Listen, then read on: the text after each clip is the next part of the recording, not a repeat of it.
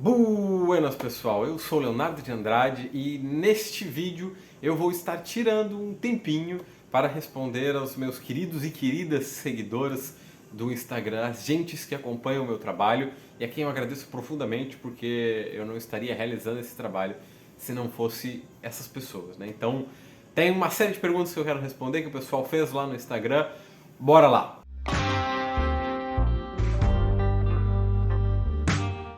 Vamos ver então. A primeira pergunta é: partiu Piauí? Olha, dada a situação que a gente está vivendo no Rio Grande do Sul e na região sul do país, eu diria que eu tenho muito respeito pelo Nordeste no momento. Né? Gostaria e quero, já faz um tempo, conhecer o Nordeste desse país, principalmente por conta de Paulo Freire e de outros pensadores nordestinos que fizeram muito pelo Brasil e agora que o Nordeste fez muito pelo Brasil, carregando a nossa democracia nas costas. Próxima pergunta. Sente saudade de escrever ficção? Não. Na verdade, nem todos sabem, talvez, que me acompanham, eu escrevia ficção desde os 15 anos de idade, né? Publiquei alguns livros de ficção e coisa e tal. E, inclusive, eu tenho um livro de ficção que está em um andamento progressivo e parece que nunca chega no fim, mas eu não tenho tido tempo, de fato, de me debruçar a isso, porque a ficção foi tomando um lugar mais secundário na minha vida e na minha escrita, assim, né? Eu gosto muito de ler ficção ainda, tá? Então, mas escrever, na verdade, eu não sinto falta, não sinto saudade, não é algo que me move e não é uma coisa que eu tenho vontade de fazer no momento. Qual o momento mais realizador da sua carreira? Vixe, bicho. Momento mais realizador da minha carreira, né? Olha, eu tenho tantos momentos assim que são momentos de realização, sabe? Momentos que eu gosto, momentos que são de boniteza, meu ativismo político, quando algum conteúdo vai pra frente, né?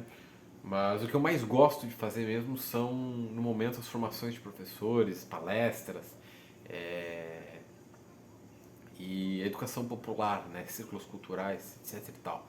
Esse tipo de coisa, assim. Eu diria que o momento mais realizador da minha carreira foi quando eu me tornei mesmo educador popular, fui coordenador pedagógico de um curso pré-universitário popular em 2019. E aquele foi um momento muito realizador, assim, para mim, porque me permitiu entrar de cabeça na educação, me permitiu ver direto um sem número de dilemas que aconteciam no cotidiano da prática educativa e me permitiu ser gestor, que é uma coisa que eu gosto muito. Tá? Não porque eu tenha interesse em mandar ou ser chefe das pessoas, mas é porque eu gosto de trabalhar com pessoas. Eu gosto desse aspecto de gerir um projeto, de trabalhar e de trabalhar junto com os outros, de construir algo junto, né? De ser coordenador de algo. É uma tarefa que me move muito. Então, ser coordenador pedagógico lá do Desafio Pré-Universitário foi uma coisa que foi muito realizadora. Foi algo que me despertou para tantas coisas que eu nem sei falar. Inclusive para a educação popular, para Paulo Freire, para a população, para as desigualdades sociais que a gente vive. É uma coisa maravilhosa. Como está a experiência de ser pai? A experiência de ser pai ela é uma coisa que nos move de um sem número de formas distintas, né? A primeira, a primeira coisa que a gente tem que analisar nessa experiência é o quanto ela nos causa determinadas convulsões. Como assim convulsões, né? O quanto ela nos desperta para sentimentos assim muito adormecidos. A gente aprende muito criando uma criança. A gente aprende muito no ato da parentalidade. Não falo paternidade ou maternidade, mas no ato da parentalidade. Porque a criança consegue nos despertar nas birras, nos momentos de briga, nas coisas que a gente não quer que ela faça, determinadas coisas que estão com a gente por alguma razão, né? Determinados traumas, determinadas formas de agir, pensar e rever o mundo. Então, essa experiência de ser pai que eu estou tendo pela primeira e provavelmente pela única vez que eu vou ter na minha vida, é, ela é movedora, ela é cheia de significados, ela é cheia de boniteza, cheia de amorosidade, mas ela é também cheia de raivosidade, porque eu me desperto para algumas aflições, para algumas coisas que estavam guardadas, para alguns sentimentos que surgem de forma a repensar mesmo quem eu sou. Então, é uma experiência de repensar, é uma experiência de rever quem a gente é. Mas é uma experiência muito interessante. Qual é o maior problema que você enfrentou na sua carreira? Ah, o maior problema que eu enfrentei na minha carreira. Eu não tive muitos problemas na minha carreira, sabe? Eu me considero um professor sortudo, porque eu converso com um sem número de professores e professoras e sempre escuto aquelas coisas, você vai pegar aí aluno bagunceiro, você vai pegar aluno que te afronta, vai pegar problema. Eu nunca passei por esse tipo de coisa, né? Eu já tive alunos que fizeram determinadas afrontas, mas essas coisas elas puderam ser resolvidas com muito respeito, com muita amorosidade, com diálogo, com compreensão e principalmente com escuta. Tá? O aluno que afronta muito na sala de aula, ele quer na verdade ser escutado em grande parte das vezes. Então eu não tive grandes desafios assim no sentido da carreira de ser professor. Eu encontrei um desafio muito grande enquanto coordenador pedagógico de projeto, que foi o afastamento de um membro acusado de assédio sexual. Então esse foi um desafio intenso de debate, de diálogo, de pesquisa, né, e de muita reflexão e muito cuidado no trato com as pessoas.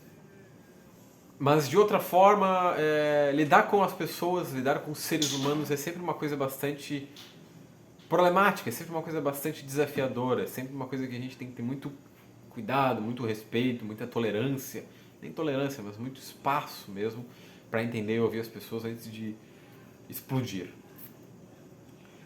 Próxima pergunta. Você já pensou em desistir? O que te deixou mais forte e resiliente? Eu não me lembro se eu pensei em desistir, eu acho que não. Eu nunca fui muito dado às desistências das coisas. Eu desisti de tirar a carteira de motorista, e isso é uma coisa que me incomoda até hoje, mas eu não gosto de dirigir e é improvável que eu tire uma habilitação em algum momento da minha vida, né, pelo menos nos próximos anos. Para vocês verem, então, eu não sou muito de desistir de determinadas coisas. Eu bato na tecla e continuo a nadar, né?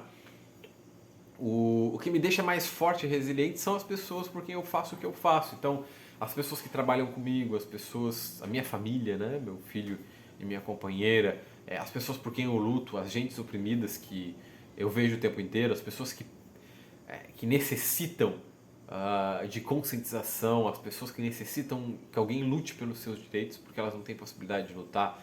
Então, são essas coisas que vão me deixando mais forte, mais resiliente. A necessidade imperiosa do esperançar de transformar o mundo. É mais ou menos por isso que eu faço o que eu faço. Vamos lá, essa pergunta é interessante. Ó. Para além de Paulo Freire, quais são os autores que tu pensas ser essencial para a construção da teoria pedagógica? Bom, Paulo Freire, né? Mas para além de Paulo Freire, eu acredito que é fundamental para a construção de uma teoria pedagógica uma gama de autores. Eu costumo dizer para os professores assim que a gente precisa constituir uma gramática pedagógica. Porque uma das questões complexas que se colocam na relação da escola, do professor e aluno, da relação ensino-aprendizagem, da relação sala de aula, é a questão da teoria e prática. Muita gente acha que a teoria é completamente desconectada da prática, que a prática ela faz muito mais sentido. Mas a gente não para pensar que não existe teoria sem prática e não existe prática sem teoria. As duas elas têm diretividade. As duas são feitas uma pela outra. Se você faz uma teoria que não tem prática, uma teoria absolutamente da sua cabeça, ela não tem serventia nenhuma. Ela não serve para mudar a realidade concreta. Ela não serve como forma de aplicação. E se você faz uma prática, obrigatoriamente ela tem uma teoria por trás, porque houve primeiro uma abstração para que essa prática pudesse ser realizada. A não ser que você faça uma coisa que é mecânica, como muitos professores e professoras fazem, pegar o caderninho lá de 20 anos e seguir escrevendo. E mesmo por trás daquilo ali existe uma ideologia, né, que é a ideologia da pedagogia arcaica. Então, eu digo que a gente tem que ter uma gramática pedagógica mesmo. E nesse sentido, a construção da teoria pedagógica ela passa por uma série de autores. Tem alguns autores que eu gosto mais que outros para construir uma gramática pedagógica interessante. Por exemplo, Jean Piaget. Sempre me baseei muito em Jean Piaget ao entrar na sala de aula. Nos últimos anos eu tenho buscado muito mais apoio em Paulo Freire. Mas Paulo Freire também tem Jean Piaget dentro dele, né? Jean Piaget significa o construtivismo, né? A epistemologia do conhecimento piagetiana. Então é você entender como o conhecimento é construído numa pessoa, como é que ele se forma nessa pessoa a partir de Piaget e quais as aplicações do conhecimento a partir do trabalho de Jean Piaget. Outra obra que é muito interessante, outro autor que é muito interessante para a gente construir uma gramática pedagógica é Levi Vygotsky. Vygotsky, a sua teoria da zona proximal de aprendizagem, a sua teoria dos símbolos, a sua teoria da linguística, eles são fundamentais para a gente entender alguns processos históricos da construção do conhecimento. E eu acredito que outro que eu sempre recomendaria muito é Dermeval Saviani, né? E a sua pedagogia histórico-crítica brasileira, que tem uma pauta de realidade concreta aí para a gente poder pensar. Então, é uma gramática pedagógica que se constitui no sujeito. Qual o livro mais precioso da tua estante? Vale um de valor sentimental e um de valor din-din. Vamos começar pelo valor din-din. Eu acho que o livro mais precioso da minha estante em valor din-din é... Olha, isso é complicado. Os dois livros mais caros que eu tenho na minha estante é História da Educação, do Manacorda, que é um livro já bastante raro de encontrar e eu paguei um pouco caro por ele, e História da Pedagogia, do Franco Cambi, que ele é caro porque é um livro grande, não porque ele seja raro de encontrar. E talvez Cartas do Cárcere, do Antônio Gramsci, eu também paguei um bocado assim. Mas esses são os livros mais caros que eu tenho na minha estante, né, em termos de teoria da educação. E um livro de sentimento, um livro sentimental, eu poderia dizer que é Pedagogia da Autonomia, né? Pedagogia da Autonomia porque foi a primeira, não foi a primeira obra do Paulo Freire que eu li, mas foi a primeira que eu estudei. Então é um livro que eu tenho muito apego, que eu guardo muito comigo assim. E eu tenho alguns outros livros sentimentais também que são de ficção, né? Alguns livros do Carlos Ruiz Zafón. Eu tenho bastante livros sentimentais, na verdade, então não dá para nomear somente um. Quando vem o próximo livro e qual é a temática? Eu acredito que o próximo livro vai ser lançado no primeiro semestre de 2023 e a temática é de educação. Eu já postei a folha de rosto dele lá no meu Instagram, Pedagogia dos Tolos, e em breve tem mais novidades sobre esse livro aí. Com um novo governo, olha aí, quais as expectativas para os próximos anos de educação pública? Olha, essa pergunta é complicada, né? Primeiro porque a gente demoraria muito tempo para responder ela. Segundo, que eu não sou vidente. Mas assim, as expectativas, a primeira expectativa fundamental é que os ataques mais vorazes à educação, no sentido de chamar a educação de doutrinária, de chamar a educação de ideológica, de chamar a educação de comunista, etc e tal, esse tipo de coisa, eles cessem, né? Então os ataques aos professores, chamar o professor de vagabundo, esse tipo de coisa, a expectativa é que eles cessem, né? Porque isso nunca foi característica do governo do PT, fazer esse tipo de coisa. As características do governo do PT eram outras em outros estilos de dominação, como falas do Haddad, de que o professor era missionário, esse tipo de coisa. Mas o ataque voraz à categoria, o ataque de desmonte da categoria, desmonte da educação pública, em grande parte ele vai cessar. Isso já é um ponto positivo, porque você tem... as universidades vão respirar um pouco mais, elas vão ter um pouco mais de verba para fazer ciência, o ataque à ciência vai cessar também. Mas, por outro lado, já houve um aceno muito grande do presidente Lula de aumentar os recursos, por exemplo, de programas de universidade privada, como o ProUni e o FIES, né? Ele disse que vai fortalecer esses programas e isso deu um boom nas ações da Bolsa. Eu falei sobre isso em outro vídeo aqui. Então a expectativa é que o ensino superior seja cada vez mais privatizado, seja cada vez mais elitista no sentido do ensino superior público, que haja uma concentração maior de pesquisas, né? E que ele seja desmontado aos poucos e de forma um pouquinho mais lenta. E que talvez isso desça para a educação básica, tá? Então essas são duas expectativas assim que se colocam no momento. Os próximos passos a gente vai ter que ver, a depender de quem entrar na pasta do Ministério da Educação. Mas se for uma figura muito voltada para grupos privatistas, aí a gente tem certeza de que a coisa vai andar a caminho da privatização. Se não, pode ser que haja um freio. Esperança de revogação do novo ensino médio no governo Lula, de uma maior valorização das ciências humanas. O novo ensino médio ele já vem mostrando seus defeitos, né? Porque ele foi feito de cima para baixo. Então ele já vem mostrando uma série de problemas. Ele mostrou problemas em São Paulo, ele mostrou problemas no Rio de Janeiro, ele mostrou problemas na sua estrutura. Então existe uma possibilidade, especialmente por conta das alianças que o governo Lula teve que fazer para se eleger, de que haja sim uma revogação. Se não uma revogação, pelo menos uma reestruturação desse novo ensino médio. Inclusive com a Simone Tebet envolvida no governo, né? Simone Tebet sempre foi favorável ao novo ensino médio e ela também é favorável a algumas mudanças na estrutura do ensino médio. Pode ser que a gente tenha aí algumas modificações na forma como esse ensino médio é feito.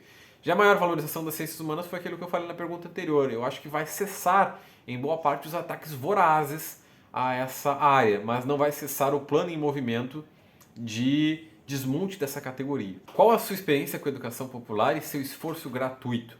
Trouxe retorno e acrescentou algo em sua carreira?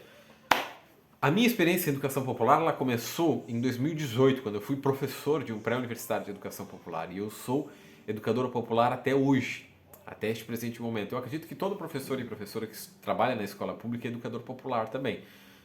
Porque, em geral, a camada que nós recebemos na escola pública são de pessoas de vulnerabilidade social e camada popular. Mas eu venho trabalhando em outros setores também, fazendo círculos culturais, como educador popular, e não somente professor, trabalho ainda em pré-universitário, esse tipo de coisa. E o meu esforço gratuito é porque eu gosto de fazer o que eu faço. Eu tenho algumas possibilidades enquanto pesquisador no momento de me dedicar também à pesquisa e a poder fazer isso que eu faço, e eu gosto mesmo de estar nessa linha de frente. Se eu pudesse, eu seria sempre educador popular de pré-universitários e outros projetos. Né? Se trouxe retorno, trouxe um retorno de aprendizado. Eu aprendi muito sendo educador popular e acrescentou muito na minha carreira. Eu sou professor e sou quem eu sou hoje por conta da minha trajetória enquanto professor e educador popular. Vamos falar sobre educação no governo Lula, fazendo um panorama do passado com expectativa do futuro? Muito bom. Eu não posso responder essa pergunta nesse vídeo porque ficaria muito longo, então eu vou guardar essa pergunta para fazer um vídeo exclusivo dessa temática logo aqui no canal. Bueno, pessoal, esse foi o vídeo dessa semana, respondendo caríssimos seguidores das minhas redes sociais. Muito obrigado pelas perguntas que vocês enviaram, gostei muito. Até a próxima edição, quem sabe mês que vem. E é isso aí, uma lua, um queijo e um beijo.